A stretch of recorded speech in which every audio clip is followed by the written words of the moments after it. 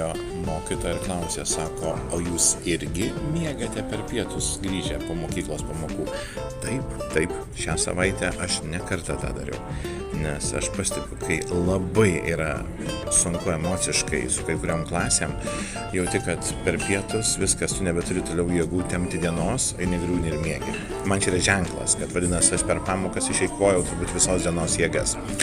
Retai tas būna, aš vengiu miegoti per pietus, anksčiau tai buvo mano klasika, bet dabar suprantu, kad kartais pats kūnas pasako, kada laikas sustoti. Jūs susidurėt su klasėm, kurios, aš jas taip pavadinčiau, kartais yra daugiau konfrontacinės.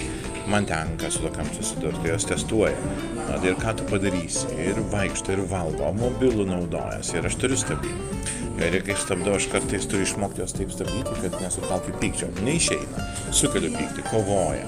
Ir keiksmažodžių išgirstu. Ir negaliu pykti ant vaikų, jie tokie yra aš. Jeigu žinočiau, iš kokios jie šeimos, jeigu žinočiau, kas jų klasėje daros per pertraukas, ką jie stebi internetuose, kokią kultūrą susikūrė, aš supračiau, kodėl su manim taip elgės. Taip turiu pripažinti.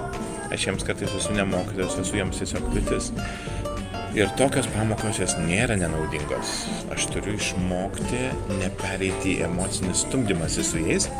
Aš turiu mokėti kažkaip tai išlikti santykinai ramus, bet griežtas ir toliau kviečiantis augti, mokytis, diskutuoti.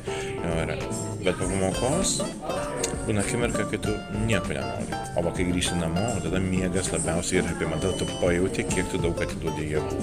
Tada tikrai norėtųs, kad mokytojai už vieną pamoką gautų, kokią sumą, kad nereikėtų vesti 5, 6, 7 pamokų. 6 pamokos, čia pat kiek aš vedžiau praeitą savaitę, šią savaitę, jau yra labai daug. Tai mėly kolegos, jeigu jau mes daug pamokų, tai tada būtinai darome pietų miegą. Gilų, skanų pietų miegą. Su rūbais, be rūbų, pusvalandį, valandą, 2, paaiškinkite artimiems, toks darbas. Pietų miegas turi būti skaičiuotas. Ne šeštadienį reiktų miegoti už savaitę, o kiekvieną dieną, kai pavargom.